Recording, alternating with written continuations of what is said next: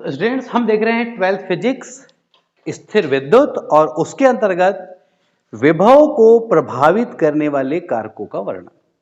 अब विभव को प्रभावित करने वाले तो रटना ना पड़े इसलिए सिस्टम को सीखना जरूरी है। अपने को यह समझना है पहली बात कि विभव, भाई विभव का हमने एक डेरिवेशन लाया था याद है, और विभव का वो डेरिवेशन क्या था, v इज इक्वल टू 1/4πε0। यदि माध्यम है तो आप k का उपयोग भी करेंगे और Q/R वोल्ट। ठीक है, इसको आपको बनाना है बेस। इसको क्या बनाना है आपको, बेस।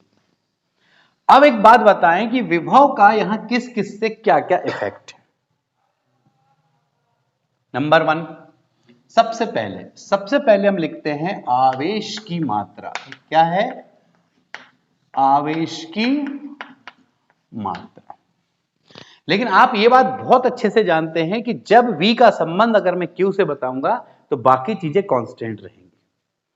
अब वहां क्या रहेंगी, कांस्टेंट। यानी आप ये तो कांस्टेंट है ही और ये भी, तो केवल इससे अगर संबंध बताना हो तो आपको दिख रहा है कि V समानुपाती Q। इसका क्या मतलब हुआ, यदि किसी चालक को आवेश ज्यादा दिया जाएगा तो उसका विभव भी क्या होगा। ठीक है, अब बात आती है सेकेंड पॉइंट, इस R के साथ क्या संबंध है। लेकिन उससे पहले मैं एक दूसरा पॉइंट बता रहा हूं, अन्य चालक की उपस्थिति, अन्य चालक की उपस्थिति। लेकिन एक बात बताओ मुझे पहले, जब आवेश की मात्रा ज्यादा थी तो विभव क्या था, धारिता क्या हो जाएगी, कम। धारिता का आंसर शामिल कर दिया उसमें हमने। अन्य चालक की उपस्थिति, यह मान के चलो कि यह आपके पास एक चालक था और मान लो इसके पास कितना आवेश है, 10 कूलम। इसका जो भी विभव रहा होगा, एक अन्य चालक यदि मैं ला लूं तो प्रेरण के द्वारा कुछ आवेश यहां जाएगा, और जब आवेश यहां जाएगा तो इस आवेश में क्या होने वाली है, और अगर आवेश में कमी होगी तो क्या होगा, विभव भी क्या होगा, और विभव कम होगा तो धारिता क्या होगी, बढ़। तो आंसर अपना है अन्य चालक की उपस्थिति। तो आप लिखेंगे किसी चालक के समीप यदि अन्य चालक उपस्थित हो तो प्रेरण की क्रिया के द्वारा कुछ आवेश चालक से निकलकर अनावेशित चालक में चला जाएगा, जिससे कि आवेश में क्या होगी, कमी होगी। आवेश में कमी होने से विभव कम हो जाएगा और विभव कम होने से धारिता बढ़ जाएगी। क्लियर।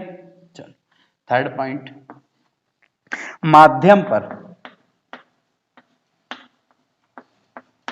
किस पे डिपेंड है, इसका मतलब यह है माध्यम, देखो माध्यम यानी K के साथ क्या रिलेशन, यहीं की यहीं देखो, आप रटने की जरूरत ही नहीं पड़ेगी। अगर माध्यम है और परावैद्युतांक उसका ज्यादा है तो विभव क्या होगा, और परावैद्युतांक कम है तो विभव। अब मालूम है कि वायु का परावैद्युतांक कम होता है, लेकिन उसके वायु को हटा करके यहां K का कुछ ना कुछ मान रखोगे तो वायु का परावैद्युतांक कितना होता है, लगभग 1 के आसपास होता है। लेकिन जैसे जैसे 1.003 होता है, और जैसे जैसे पानी रखा आपने, कांच रखा, कुछ और भी रखा, तो ऐसी स्थिति में परावैद्युतांक क्या हो जाएगा, बढ़ेगा। परावैद्युतांक बढ़ेगा तो विभव क्या होगा, बोलो।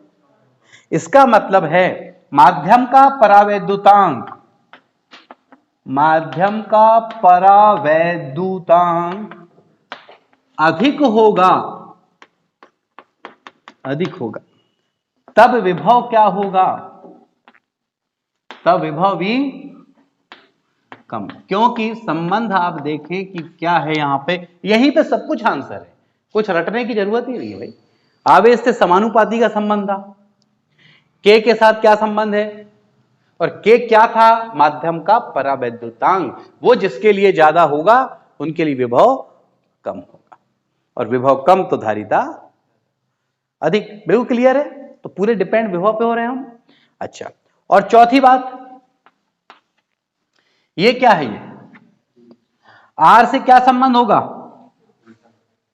यानी कोई गोली चालक अगर है, मान लो, खासकर गोली चालकों के लिए ऐसा है, गोली चालक के लिए, गोली चालक हेतु अगर आर क्या है आपके पास में, आर अगर अधिक है तो वी क्या है, आर अधिक तो वी और वी कम तो धारिता। यानी सोचो, फिर यहां 1/c लिख सकता हूं, तो देखो सीधा संबंध आया ना। तो थोड़ी देर पहले प्रूफ भी तो किए ना हमने कि C इज इक्वल टू क्या था बताओ, ये समानुपाती, तो C समानुपाती आर वैसे भी आया कि नहीं आया, आया ना। तो आपके पास सफिशिएंट पॉइंट है बताने के लिए। तो एक है आपका आवेश की मात्रा, यदि आवेश अधिक होगा तो विभव अधिक, धारिता कम। अन्य चालक की उपस्थिति होगी तो पहले वाले चालक में आवेश कम हो जाता है, विभव कम होगा, धारिता बढ़ जाएगी। माध्यम पर, माध्यम का परावैद्युतांक यदि ज्यादा है, यानी माध्यम उपस्थित है तो परावैद्युतांक होगा ही होगा, एक से ज्यादा ही होता है उसका, अधिक होगा तो विभव कम होगा, विभव कम होगा तो धारिता अधिक होगी। गोली चालक के लिए त्रिज्या की बात होती है, वास्तव में ये डिस्टेंस होता है। तो जो त्रिज्या होती है अगर वो ज्यादा है तो, क्योंकि आर अगर बड़ा हो गया, आर बड़ा तो विभव, और विभव कम तो धारिता। ये बात क्लियर हो गई। ये चारों को आप एक शॉर्टकट्स में छोटी सी जगह पे आप लिख सकते हैं। ठीक, कैसे लिख सकते हैं उसका एक कंसेप्ट देख लो, सिंपल सी बात है। देखो, धारिता का संबंध किससे है, विभव के साथ, उल्टा संबंध है, पता आपको। अब यहां आओ, और विभव का संबंध किस किस से है बताओ, विभव का संबंध किससे हो गया, आवेश से समानुपाती हो गया। ठीक, अन्य चालक की उपस्थिति है तो कम हो जाता है, तो नीचे क्या लिख दो, अन्य चालक। अच्छा बताओ, माध्यम से, माध्यम से क्या संबंध है, ये तो दिख रहा है, देखो माध्यम से ये आएगा कि आर के साथ क्या संबंध है। ये आपका कंसेप्ट बन गया, बोलने की टेक्निक आपके पास हो, सुनो ध्यान से। अगर किसी चालक का आवेश ज्यादा तो विभव भी, विभव अधिक तो धारिता। अन्य चालक उपस्थित है तो आवेश क्या हो जाता है, आवेश कम तो विभव, और विभव कम तो धारिता। के यदि कोई माध्यम उपस्थित है तो उसका परावैद्युतांक 1 से अधिक होता है, वो होगा तो विभव कम होगा, विभव कम होगा तो धारिता। आर से, आर से गोली चालक के लिए त्रिज्या यदि बड़ी है तो विभव कम होगा, विभव कम होगा, धारिता। अब इसी को और मॉडिफाई कर दो, डायरेक्ट सी के लिए मैं बता दूं आपको, सी समानुपाती, ये जो जो चीज नीचे है वो कहां चली जाएंगी पूरी, यानी के आर और अन्य, और बट्टे क्या आएगा यहां देखो, ये रिलेशन बन गया। अब चाहे ऐसे पढ़ लो चाहे ऐसे पढ़ लो, जो तरीका समझ आए आप सोल्व कर लें। तो यहां हुआ विभव को प्रभावित करने वाले कारक भी हो गए, इसके अलावा धारिता को प्रभावित करने वाले कारक भी हो गए। और अब हम लेके चलेंगे बड़ा स्पेशल टॉपिक इस पूरे यूनिट का, जिसका नाम है संधारित्र। संधारित्र क्या है और संधारित्र का सिद्धांत क्या है, वो भी आज ही इसी वीडियो में होने वाला है। और फिर हम देखेंगे संधारित्र कितने प्रकार के होते हैं और फिर उन पर चर्चा होगी। लेकिन सबसे पहले हम देखेंगे संधारित्र है क्या और उसका सिद्धांत क्या है।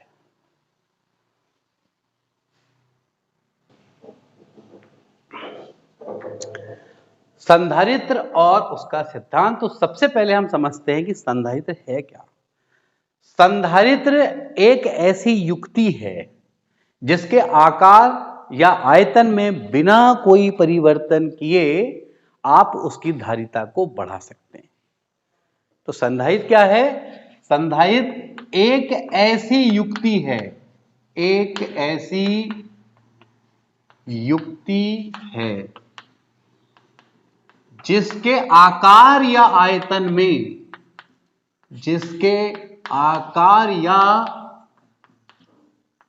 आयतन में बिना परिवर्तन किए, बिना परिवर्तन किए उसकी धारिता को बढ़ाया जा सकता है, उसकी धारिता को बढ़ाया जा सकता है। ये संधारित्र है। अब ऐसा लगता है ऐसा क्या होता है भाई, आकार भी नहीं चेंज करना, आयतन भी नहीं बदलना, पर धारिता बढ़ना चाहिए। अच्छा बताओ, धारिता किस पे डिपेंड होती है? विभव पे। और विभव किस पे डिपेंड होता है? आवेश पे। कोई ऐसा तरीका जिसमें आकार या आयतन में बिना परिवर्तन किए अगर मैं आवेश को बदल दूं तो अपने आप विभव बदलेगा। और थोड़ी देर पहले आपने देखा, जब मैंने आपको विभव को प्रभावित करने वाले कारक समझाया, तब आपने देखा था कि एक चालक अगर यहां है और उसके पास कितना कूलाम आवेश है भाई, और यहां अन्य चालक को रख दूं तो कुछ आवेश यहां से यहां जाता था। फाइनली इसके आवेश में क्या होती थी? और आवेश अगर कम होगा तो विभव भी, और विभव कम होगा तो धारिता। तो क्या अपने को एक चालक ही तो लाना था ना बाजू में, तो क्या इसके लिए पहले वाले में कोई परिवर्तन करना पड़ा क्या? तो अब समझना है कि आखिरकार कंप्लीट सेंस क्या होगा, अब वो समझना। यहां पर आपको पढ़ना पड़ेगा प्रेरण की क्रिया। सिद्धांत क्या है देखें, आपके पास एक चालक है और आपने उसको क्या दिया है? प्लस क्यू आवेश। और ये यदि चालक है तो ये दिया गया आवेश उसके चारों ओर समान रूप से वितरित हो जाएगा। ऐसा नहीं है कि किसी बिंदु पे ज्यादा आवेश होगा, किसी पे कम। ये आवेश सभी बिंदुओं पर समान रूप से क्या हो जाएगा पहले, और अगर ये धनावेश है तो इसके चारों ओर कौन सा आवेश आया? धनावेश। तो समझे, आपने चालक को क्या दिया भाई? चालक। इसको आपने क्या दिया? प्लस आवेश। वो क्या हुआ? समान रूप से वितरित हुआ। उससे जो पृष्ठ बना वो बना तुम्हारा पृष्ठ, और वो कैसा बना? समविभव पृष्ठ बना। भाई एक चालक है, ये चालक को आवेश दिया, प्रत्येक बिंदु पे आवेश क्या है? प्रत्येक बिंदु पे समान है, और आवेश समान है मतलब विभव भी क्या होगा? क्योंकि V समानुपाती Q होता है ना। तो ऐसा जो पृष्ठ बन गया वो कैसा पृष्ठ बना? समविभव पृष्ठ, यानी ऐसा पृष्ठ जिसके प्रत्येक बिंदु का विभव क्या हो? समान हो, मतलब आवेश समान। ये बात क्लियर है पहले? अब हम क्या करते हैं, अब यहां क्या करते हैं? एंट्री कराते हैं। यहां समीप में ला रहे हैं एक अन्य चालक। क्या लाया हमने? अन्य चालक रखा। अन्य चालक रखे, लो भैया रखते हैं अन्य चालक, ही अन्य चालक रखते हैं। जैसे ही अन्य चालक रखा तो यहां एक क्रिया होती है जिसका नाम है प्रेरण। और प्रेरण के कारण होता यह है कि इसके आंतरिक तल पर ऋणावेश आ जाता है और बाह्य तल पर धनावेश। ये प्लेट ए है और ये प्लेट, दोनों ही धातु की प्लेट है। ठीक है, अब समझना, ये प्रेरण की क्रिया के द्वारा आंतरिक तल पे कौन सा रह गया? ये कौन सा वाला तल है? ये है आंतरिक तल, और ये वाला जो तल है वो क्या है? बाह्य तल। ठीक, आंतरिक तल पर ऋणावेश और बाह्य तल पे क्या आया? धनावेश। अब हम स्टेप टू स्टेप देखते हैं कि इसके इस तल पे ऋण आया और इस तल पे क्या आया। ये ऋणावेश का क्या प्रभाव होगा और इस धनावेश का क्या, इस प्रभाव को पहले हम अलग अलग देखते हैं। ठीक है, बहुत मजा आएगा, आखिर में रट जाएगा, आपको याद हो जाएगा, एकदम स्टोरी बता दो किसी को आप। ए कोई चालक है जिसको प्लस क्यू आवेश दिया गया है, जिससे उसके चारों ओर आवेश का समान रूप से वितरण हो जाता है और एक समविभव पृष्ठ बन जाता है। जब इसके समीप एक अन्य चालक बी को लाया जाता है तो प्रेरण की क्रिया होती है जिससे आंतरिक तल पर ऋणावेश और बाह्य तल पर धनावेश प्रेरित हो जाता है। ये बात क्लियर? अब हम ये देखें कि ये ऋणावेश क्या करेगा और धनावेश क्या करेगा। तो हम सबसे पहले किसके इफेक्ट को देख रहे हैं? ऋणावेश। तो अंडरस्टूड मैटर है कि भाई यहां पे अगर मान लो छोटा सा एग्जांपल कि इतने प्लस थे और यहां कुछ माइनस आ गया 2-4 तो ये प्लस माइनस कैंसिल हुआ, तो फाइनली यहां आवेश को क्या कर दिया, यानी ऋणावेश क्या करेगा, बी में उत्पन्न जो ऋणावेश है वो ए के धनावेश को क्या करेगा, कम कर देगा। इसका मतलब इसका प्रभाव क्या है, ये आवेश कम करेगा किसके, ए के आवेश को क्या किया भाई, देखो जब कम किया तो विभव क्या हो गया, अधिक, कम, सॉरी विभव हो गया कम, तो सी का इसके साथ उल्टा संबंध है, तो धारिता क्या हो गई भाई, अधिक। इसका मतलब यह है कि दूसरे प्लेट बी के आंतरिक तल पर जो ऋणावेश आया है वो प्लेट ए के आवेश को, ये इस एग्जांपल को याद रखो, प्लस माइनस कैंसिल होंगे, धनावेश को कम करेगा जिससे विभव कम होगा और धारिता बढ़ेगी। मतलब ऋणावेश क्या करेगा, धारिता को बढ़ाने का प्रयास करेगा। ये बात क्लियर हो गई यहां से, धन वाली बताने की शायद जरूरत ही ना पड़े, फिर भी देखो धन का प्रभाव देखो। अब इसी एग्जांपल में ऐसा मानता हूं ये पहले धन था और यहां भी कुछ क्या है, तो ये ऋण था तो कैंसिल कर रहा था ना, लेकिन ये धन तो ऐड होगा, तो पहले के धनावेश में ये धनावेश भी जुड़ गया, तो धनावेश क्या हुआ भाई, ये धनावेश तो पहले से था ही, ये किसका धनावेश है, इस प्लेट बी का। अब ऋण है ही नहीं ऐसी कल्पना करो आप, ठीक, तो ये धनावेश तो जितना था वो तो है ही, प्लस ये प्रेरण के कारण ये बढ़ गया, तो इसने क्या किया, ए के आवेश को कम किया था तो इसने क्या किया, आवेश को अधिक, तो V को क्या कर दिया, अधिक, तो C को क्या कर दिया, कम। ठीक है, फाइनली सारांश क्या निकला, जो ऋणावेश है धारिता को क्या कर रहा है, और धनावेश जो है धारिता को क्या कर रहा है, यानी एक बढ़ा रहा है और एक, तो कोई इफेक्ट ही नहीं समझ आएगा भाई, दो चीजें एक साथ कहीं हो, यानी आप किसी बाइक में चल रहे हो, एक्सीलेटर भी दे रहे हो और ब्रेक भी लगा रहे हो, तो वो चीज क्या होगी फिर, एक्सीलेटर इसलिए दे रहे कि वो बढ़े, ब्रेक इसलिए लगा रहे हो कि वो, तो दो काम एक साथ कैसे होंगे, मतलब ज्यादा इफेक्ट नहीं पड़ेगा गति पे। वैसे यहां क्या हो रहा है, बी पर उत्पन्न ऋणावेश जो है क्या कर रहा है, धारिता को बढ़ा रहा है, धनावेश क्या कर रहा है, घटा रहा है। उस लिहाज से देखा जाए तो कोई इफेक्ट, लेकिन प्रयोगों में देखा गया कि कुछ इफेक्ट पड़ता है। अब बात आती है कि वो कुछ इफेक्ट क्यों पड़ता है, उसकी एक बेहतरीन वजह देख लो आप।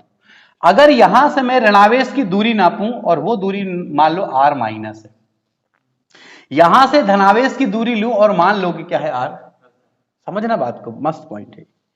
ये ऋणावेश के कारण और ये ऋणावेश के कारण जो दूरी r माइनस है और इसके कारण जो दूरी वो क्या है r, कौन सी दूरी बड़ी है, ठीक है, अब जिसकी दूरी ज्यादा होगी, अब समझो v का संबंध क्या था, r के साथ, आप लिखते हो ना formula v is equal to 1/4πf/q/r, बताओ तो जरा, r से उल्टा संबंध है, लेकिन यहां r कैसा है, तो यहां के लिए विभव क्या होगा, माइन, ये बड़ा हो गया और ये बड़ा है तो वहां विभव क्या हुआ, मतलब ऋणावेश के कारण विभव ज्यादा, और इसका क्या हुआ, अब देखो विभव ज्यादा, विभव तो धारिता, और ये कम तो वो, फाइनली थोड़ा डिफरेंस आएगा, फाइनली ऋणावेश चूंकि धनावेश की तुलना में